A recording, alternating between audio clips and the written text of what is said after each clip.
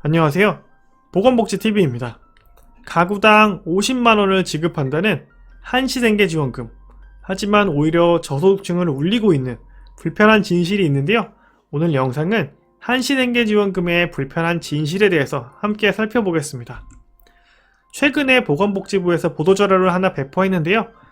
코로나19로 생계가 어려운 분들에게 한시생계지원비를 지급하겠다 라는 내용의 보도자료를 배포했습니다. 자, 이렇게 정부의 보도자료 배포 이후에 수많은 언론에서 코로나19의 사각지대에 있던 저소득층, 그리고 피해 지원을 못 받은 저소득층, 이런 식으로 저소득층을 대상으로 해서 가구당 50만원의 생계 지원이 들어간다 라는 내용으로 대대적으로 보도를 했습니다. 정부 발표 이후에 제가 대충 매체를 세봤는데 50여 개 이상의 온라인 기사가 나오면서 대대적으로 이 한시생계 지원금에 대한 보도가 나왔습니다. 자, 그런데 이번 정책을 제가 영상으로 준비하다 보니까 몇 가지 좀 불편한 이야기들, 숨겨진 이야기들이 있더라고요. 그래서 그걸 오늘 말씀을 드릴 건데, 숨겨진 이야기 하기에 앞서서 일단 먼저 한시생계 지원비에 대해서 중요한 부분을 설명드리겠습니다. 자, 기본적으로 연합뉴스에 나온 기사를 가지고 왔는데요. 코로나19 피해 지원 못 받은 저소득층에게 가구당 50만원을 지급하겠다 라는 내용이 핵심입니다. 그래서 제목만 보면은 핵심은 파악하실 수 있을 텐데, 자, 저희가 궁금한 거는 세부적인 내용이잖아요. 기사만 봐서는 세부적인 내용을 확인하기는 좀 어렵더라고요. 그래서 제가 조금 자세히 정리해 봤습니다. 한시생계지원금의 지원 대상은 코로나19 사태로 경제적 어려움을 겪고 있는 저소득 가구가 그 대상이고요. 지원 금액은 가구당 50만원입니다. 가구 원수에 따라서 금액이 달라지진 않는 것 같고요. 가구당 50만원으로 정해져 있다라고 보시면 될 것 같습니다.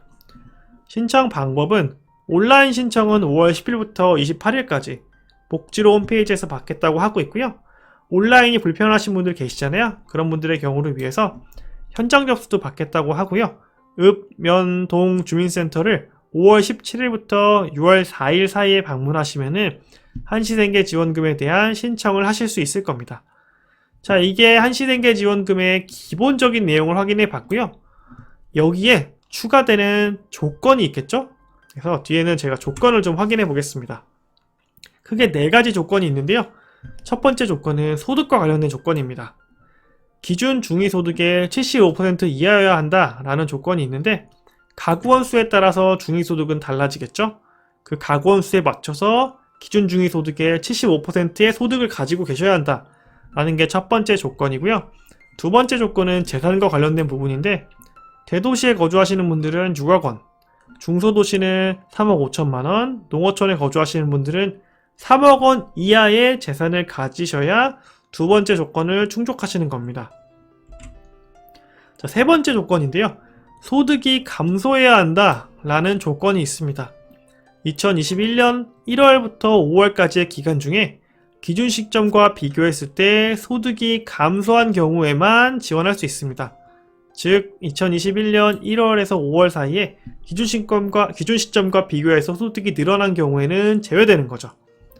그리고 네 번째 조건은 기초수급자, 그러니까 생계급여를 받으시는 분들, 또 정부의 긴급복지 지원을 받으신 분들, 또 2021년에 코로나19 관련된 재난지원금을 수급하신 분들, 4차 재난지원금 중에 버팀목 자금이나 긴급고용안전지원금 등을 받으신 분들은 제외됩니다. 즉 이런 걸 받지 않으신 분들이 네 번째 조건을 충족하시게 되는 겁니다.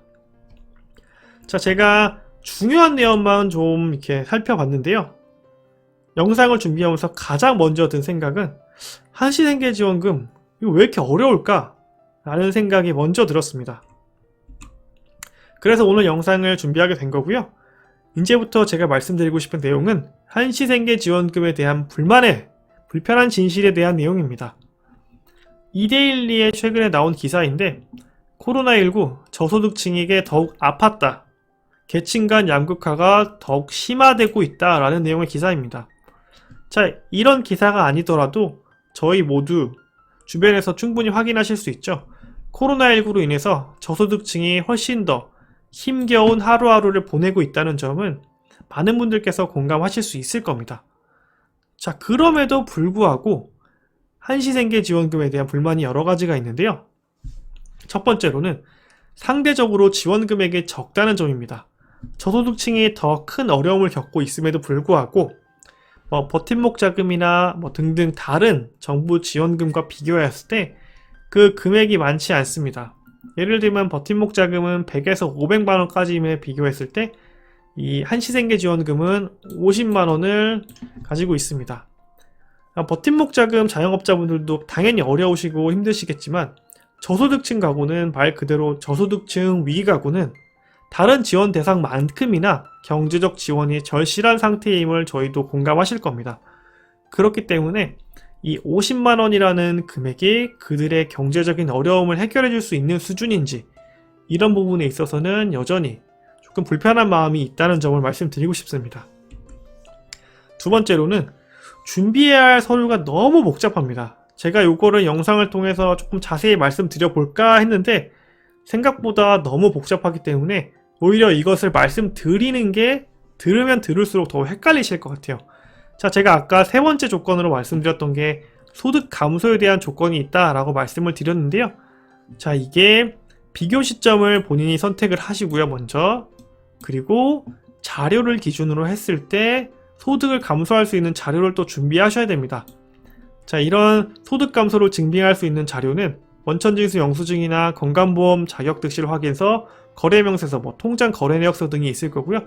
이런 서류들을 잘 준비하셔서 내가 기존 비교 시점과 비교했을 때 줄어들었다라는 것을 증빙을 해야 되는 거죠. 자, 이렇게 설명드려도 여전히 어려우시잖아요. 자, 그렇기 때문에 정부에서 증빙 자료가 없는 경우에는 소득 감소 신고서를 본인이 작성해서 제출할 수 있게 했고, 또 이런 내용을 위원회에서 의결해서 지원이 가능하도록 해놨는데요. 말 그대로 내가 이걸 증빙하지 못했을 때는 외부의 위원회에서 이걸 판단하겠다고 하는 건데, 실제로 내가 줄었음에도 불구하고 이런 복잡한 서류 때문에 위원회에다가 일을 부탁했지만 위원회에서 그를 받아들여지지 않을 가능성이 있다는 거죠. 그렇기 때문에 준비해야 할 서류가 굉장히 많다는 점도 저는 개인적으로 굉장히 불만입니다. 세 번째로 지원하는 절차가 너무 복잡합니다. 자, 크게 6가지 정도의 그 절차가 있는 것으로 확인을 했는데요. 먼저 접수를 하시면은 가구 구성을 확인합니다. 그렇기 때문에 동거인이 있는지 없는지를 먼저 확인하고, 그리고 소득 감소가 되었는지, 그래서 감소한 걸 증빙자료로 냈는지, 그리고 이거를 공적 자료로 해서 조회를 하고 기준이 적합한지를 확인한 다음에 중복 대상이 아닌지, 중복 대상이 맞는지를 한 번 더 확인하고요. 아니라면은 이걸 이제 지급을 결정하게 되는 겁니다. 자, 그런데 만약에 앞서 말씀드린 것처럼 증빙자료가 굉장히 복잡하기 때문에 증빙자료를 제출하지 못했다고 하면은 이걸 공적자료 조회를 통해서 확인을 하고요. 자, 소득과 기준이 적합한다고 했을 때 중복 지원이 아님을 확인하고, 또 이걸 최종적으로 심의위원회에서 상정해서 의결을 해줘야만 이제 지원을 받게 되시는 겁니다. 실제로 이 심의위원회에서 많은 분들을 탈락시킬 거라고 생각하지는 않습니다. 그럼에도 불구하고 정말 준비해야 될 서류도 많고 이렇게 복잡한 지원 절차가 있다는 점이 한시생계 지원금, 즉 저소득층 분들에게 지원하는 것에도 불구하고 조금 불만스러운 점이 아닐까 생각해 볼 수 있겠습니다. 자, 네 번째로는 제가 가장 불만인 부분인데요. 제외되는 경우가 너무 많다는 점입니다. 앞서 설명드렸지만 기초수급, 그러니까 생계급여를 받으시는 분들, 또 긴급복지 수급을 하시는 분들, 그리고 2021년에 코로나19 관련된 재난지원금, 그러니까 4차 재난지원금을 받으신 분들은 제외되는데요. 자, 이런 걸 받으시는 분들이 왜 받으셨을까요? 저는 이런 분들이 지금 현재 코로나19 사태에서 경제적으로 큰 위기 상황이 있기 때문에 이런 형태의 지원을 받으셨다라고 생각을 합니다. 그런 걸 받으셨음에도 불구하고 여전히 저소득 위기 가구이기 때문에 한시생계 지원금을 받게 되시는 건데, 이걸 받았기 때문에 제외하겠다라는 부분, 즉 중복 지급은 할 수 없다라는 그런 대원칙에서 나온 이야기인 것 같은데요. 이걸 받았어도 어려운 분들에게는 한 번 더 줄 수 있는 상황이 아닐지, 어려운 사람에게 더 어려운 것이 코로나19라고 하는데 중복 지급을 하지 않기 위해서 뭐라고 판단되는데, 그것 때문에 이렇게 제외되는 경우가 많다는 점은 정말 아쉬운 부분이 아닐 수 없습니다. 자, 이렇게 크게 4가지의 불만사항에 대해서 좀 말씀을 드렸는데요. 자, 이런 불만사항이 나온 이유는 제가 몇 가지 기사를 확인함에 있어서 저소득층 분들이 얼마나 어려운 상황에 있는지를 확인할 수 있었기 때문입니다. 실제로 동아일보에 나온 기사를 보면은 코로나 속에서 교육도 양극화가 되고 있다고 합니다.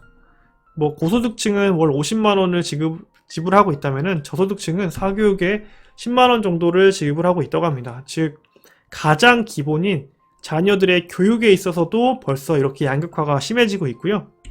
뭐 이뿐만 아니라 정말 기본적인 뭐 취업도 아닙니다. 아르바이트마저도 저소득층과 이렇게 고소득층의 차이가 나서 소득에 대한 격차가 점점 더 벌어지고 있다고 합니다. 자, 그리고 저소득층 절반 이상이 빚에 허덕이고 있고, 이런 것들이 코로나19의 확산으로 인해서 소득이 줄어들고, 그러다 보니까 더욱더 빚의 구렁텅이에 빠지시는 분들이 계속 더 많아지고 있는 것으로 확인이 되고 있습니다. 자, 이렇게 저소득층, 위기가구 분들에게 훨씬 더 어려운 상황이기 때문에 제가 오늘 영상으로 불편한 진실을 말씀드린 거고요.